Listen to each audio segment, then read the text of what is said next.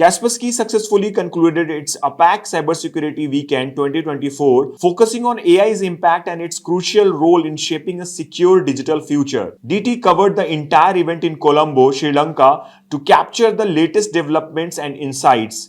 During the event, Rajiv Ranjan, editor of TechBiz TV, a video platform by DT, had an exclusive conversation with Adrian Hia, MD APAC Kaspersky.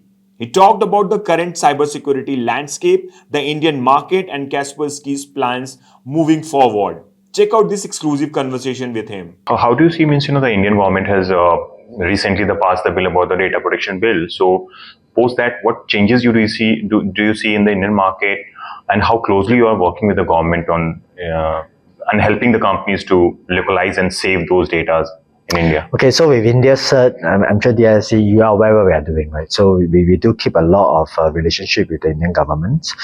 Am I in a position where I advise? No, I mean, I don't think we are ready to be in that position. I mean, I don't want to overinflate myself. I want to be quite practical about this. But on the other hand, we all do know the importance of data sovereignty, right? So, like I say, a lot of the cloud providers right now will probably have to address the bill and to make sure that whatever data that they're holding on right now can't be out of the country. I always like to tease this, and then maybe we can all have a discussion on that. Besides Apple Cloud in China, where only serve China users, I have iCloud, I have Google Cloud. Is all my data in Singapore? I have no idea, right? You use Google Cloud, you use iCloud. Is all your data in India? You also have no idea. But with all the bills being passed through, then you can't have no idea. Right. You need to make sure it's in India, right? So this is where things will start to change, and things will start to have a bit of morph.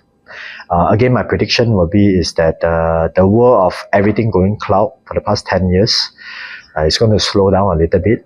I think more and more enterprises will start to think that, okay, I better start building my own data center, or if not, I just do a co-location with any of the telco and start building my own assets. So that will be the trend that I see right now because of the current geopolitical situation.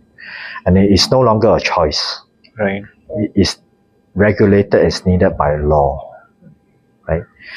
So State Bank of India also make it quite clear, right? For all financial institutions in India, you are not going to put any banking data outside the country.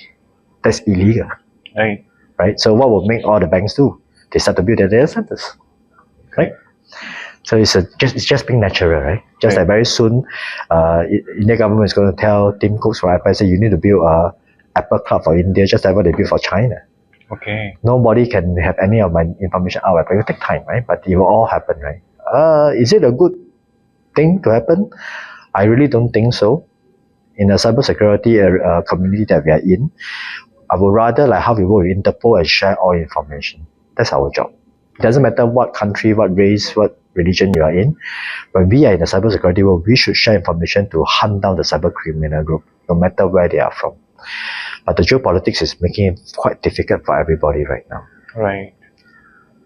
So you said that the cloud will be one of the bigger change in next couple of years. So protecting cloud assets is a great challenge. Okay, multi-hybrid and all. So is there any plan to collaborate with multiple of AWS and other cloud storage provider, especially in Indian market, where you will be collaborating with them? Is there any? So we already have our KHCS, our Kaspersky Hybrid Cloud solution, which has already been running for a while, and we have been protecting cloud workload, right? You see, at the end of the day, we don't really care what cloud you are in. Okay. We look at it as a compute farm, a virtual machine, and our job is to protect it just like any endpoint, right? So if you strip down all the way to the bare minimum, it's still a processor, it is still memory, it's still RAM, SSD, and an operating system, right? At the end of it, right?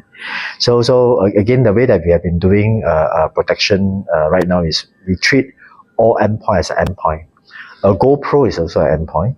Okay. A smart meter is also an endpoint. A car is an endpoint. A smart traffic light is an endpoint. It's just another endpoint because you will have some form of chip running. It can be ARM-based, Qualcomm. It can be Linux running. It can be Android running. It's still running on some operating system and a chip. So the way that we see the proliferation of devices will be is all about endpoint. Like what I think the experts have shared this morning. Interestingly, that you see that many devices, including I just checked all your phones are not protected. I'm sure you also don't want your GoPro to be hacked, right? Oh.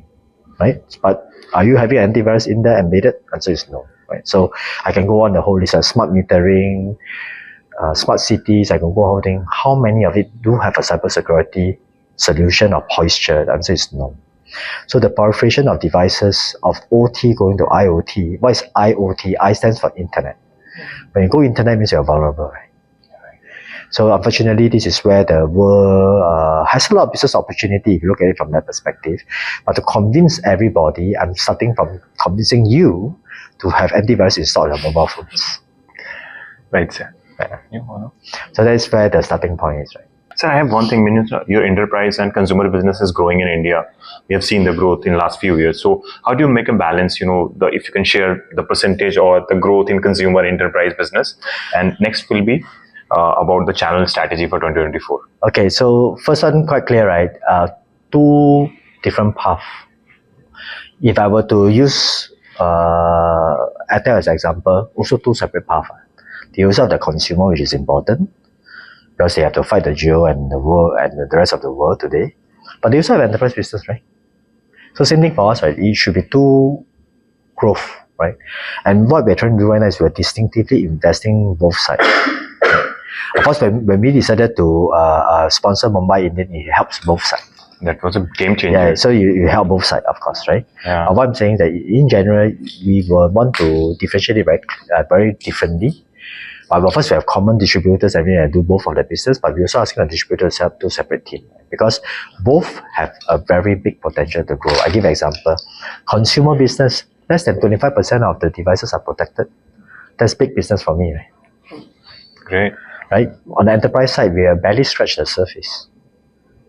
So why do we not want to grow both? Right? So we are a privately held company. We are not publicly listed. That gives us the agility for us to invest wherever we want to be. We can over-invest in one segment. We can continue to invest based on ROI. I think that's also our strength today. So then your second question Channel on partners growth. What's happening? We are 100% partner driven, right? Many reasons because like I mentioned, to get the best of breed, it's very hard for a cybersecurity competitor to talk to another cybersecurity competitor, right? But the partner can come in to mitigate this because we need to work with every single competitor today. Just like my OpenXDR platform, my Kuma platform, which is my SIEM solution that I mentioned. I take in all firewall. I take in third-party endpoint. Do I need to go in there and say that customer everything Kaspersky? No, it's not necessary. Because it's a transformation journey. From a business side, of course, I want everything to be Kaspersky. Do I need it now? No.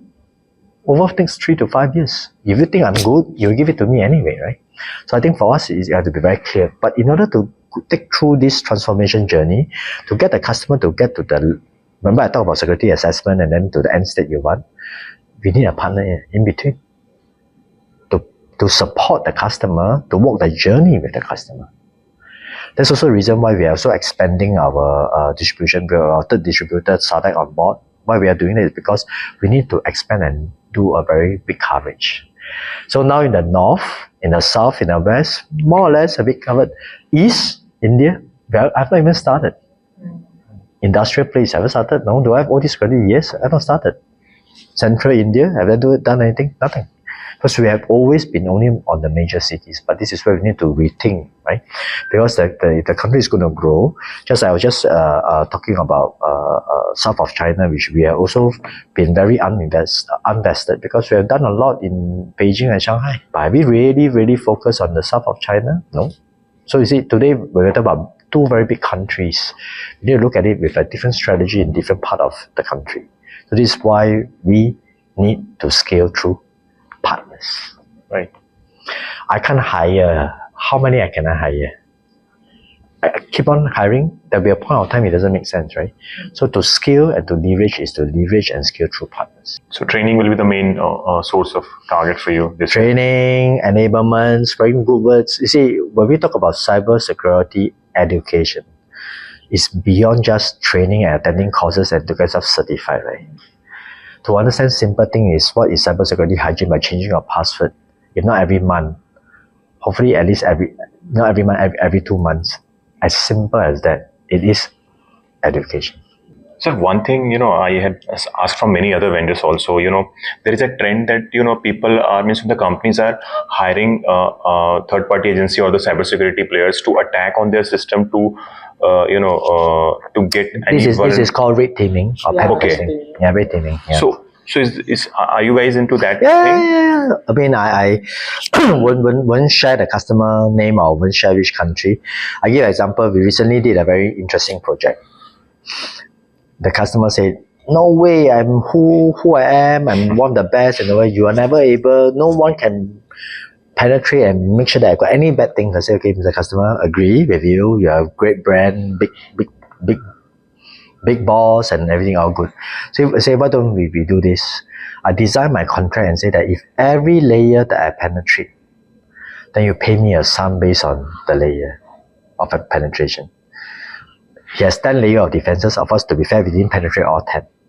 But I managed to penetrate 7 layers. If I still got my 100 plus 200k US dollar of money, it's a lot of time and effort needed, right? From my engineers, my pen tester, everything. It's still a 6 months project. But I just want to prove to him that, see, every single thing, there's always vulnerability.